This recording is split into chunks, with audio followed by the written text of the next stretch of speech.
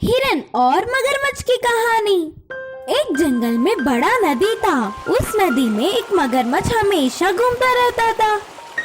उधर पानी पीने आई हुई हर एक जानवर को वो मगरमच्छ पानी में खींच लेता था।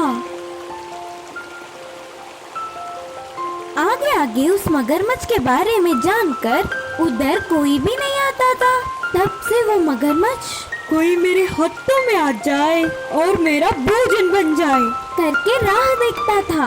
एक दिन ये सब ना जानते हुए एक हिरन नदी के पास आकर धीरे से पानी पीने लगी। दूर से ही हिरन को देख मगरमच्छ उसे किसी भी तरह खाने का निर्णय करके पानी में जाकर धीरे से हिरन के पास आकर एकदम से उसके पैर को जकड़ लिया। हिरन के लिए ये अनहोनी होने के कारण ना कुछ समझते हुए तुरंत रोना या चिल्लाना छोड़कर हंसने लगी। पागल हिरन, मरते हुए क्यों हंस रहे हो? बोला मगरमच्छ ने।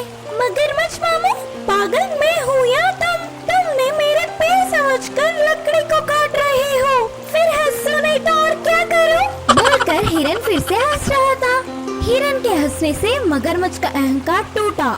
उसने लकड़ी को ही पकड़ा होगा करके भ्रम में हिरन के पैर को छोड़ दिया। किनारे पहुंचकर हिरन करके सांस लेके उधर से भाग निकली।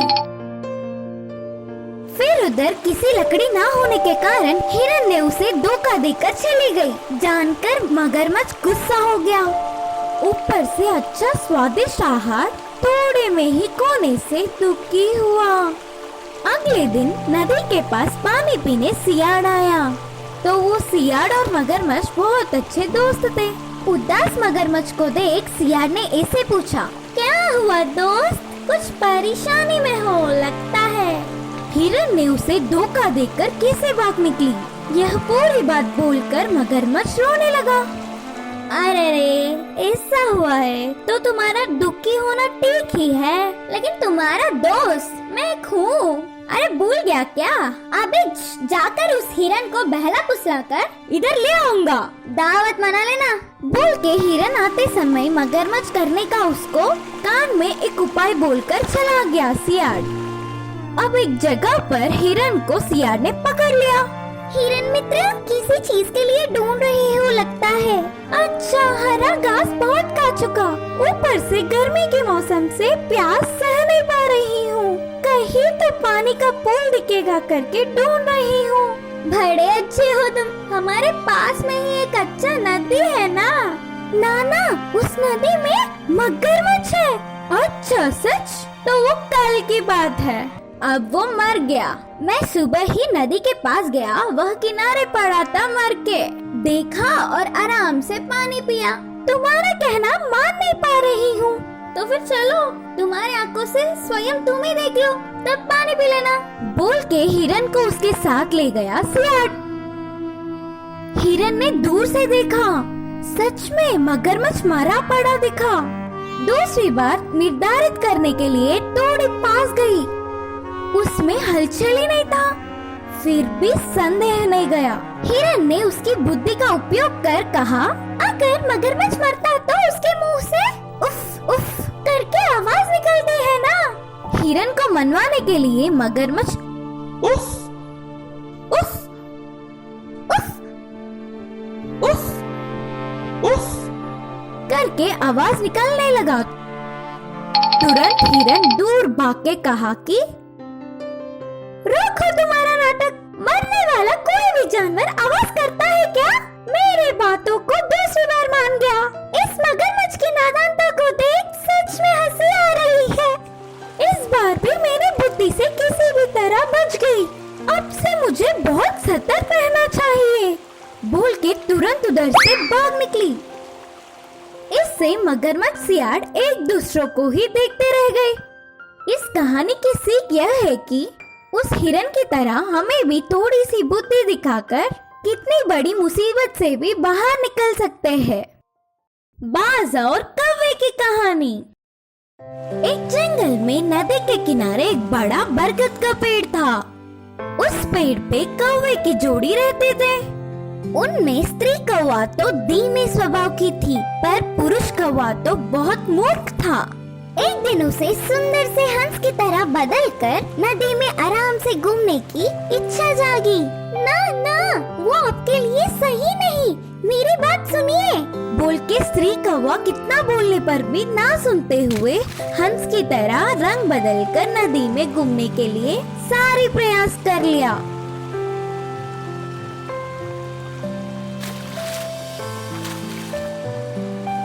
सुंदर सा हंस बदलना नहीं तो आखिर में चूजा बनकर उनके सामने मजाक बन गया।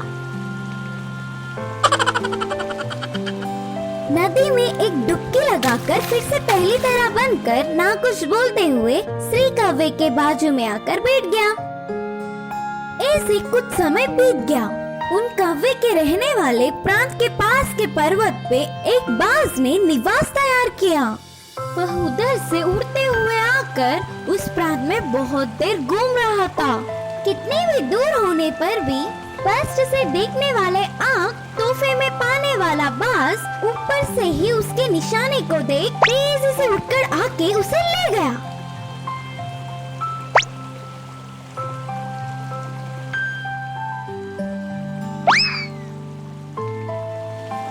उस बाज के कामों को रोज कव्वे देखते थे।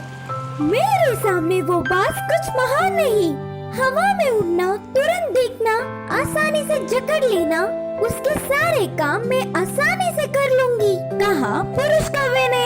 उसके काम वो कर लेगा, हमारा काम हम कर लेंगे, बस अभी मूर्ख मत बनो, कहा स्त्री कव्वे ने। फिर भी कम से कम इस बार तो वो क्या चीज है का प्रणाम देने के लिए निर्णय किया। एक दिन बाज आसमान में उड़ते समय फसलों में से एक खरगोश का बच्चा बाहर आया। उसे बाज ने देखा। यह देखकर पुरुष कौवा स्त्री कव्वे की बात ना सुनते हुए तेजी से उड़ते हुए गया। इतने में ही उससे भी तेजी से बाज आकर उस खरगोश को ले गया। अब कौवा उदास होकर पेड़ पे बैठ के गुस्से से सोचा, मेरे खाने को हड़पने वाले कोई महान नहीं, इस बार उसकी कबर लूंगा। अब बोल के कोई फायदा नहीं करके स्त्री कौवा चुप रह गया। अगले दिन ही बिल में से बाहर आई हुई चूहे को कौवे ने देखा। अब देर न करते हुए तेजी से नीचे कूदा। बिल्कुल बाज की तरह उसकी नाखूनों से चूहों को पकड़ने की प्रयास किया।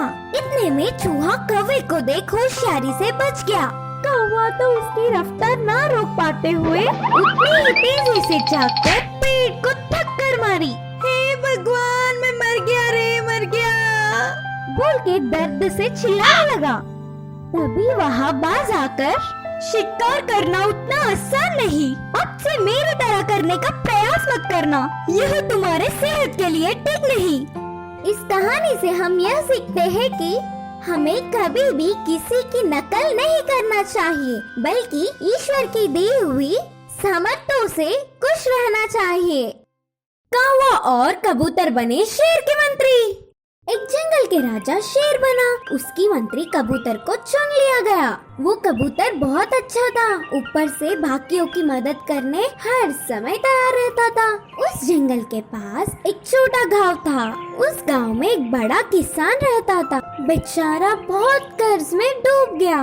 एक दिन वह किसान पास के शहर में जाके कुछ काम करके पैसा कमाने की सोचा।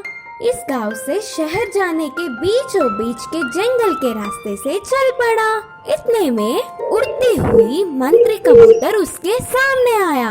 ध्यान से, आगे आगे बहुत जंगली जानवर हैं। आप जल्दी से पीछे मुड़ जाइए, नहीं तो आपके प्राण मुसीबत में पड़ जाएंगे। वह वापस नहीं जा सकता करके उसकी परेशानी कबूतर से कहा। उस किसान के कष्टों को देख कबूतर पिघल गया। उसको महाराज शेर के पास ले जाकर मदद करने को कहा। उसकी स्थिति देख धरस खा के शेर ने भी पैसे, सोना, पोटलियां दिए। तुम्हें आगे आगे किसी भी तरह की छोटी सी भी कष्ट हो तो निर्भय होकर मुझसे मिलो, मैं जो होगा वो मदद करूँगा। उस बहुत कीमती पोटलियों को देख वह किसान बहुत खुश होकर वापस उसके गांव चल पड़ा। ऐसे समय बीतता गया। उस किसान के पास का पूरा धन खत्म हुआ।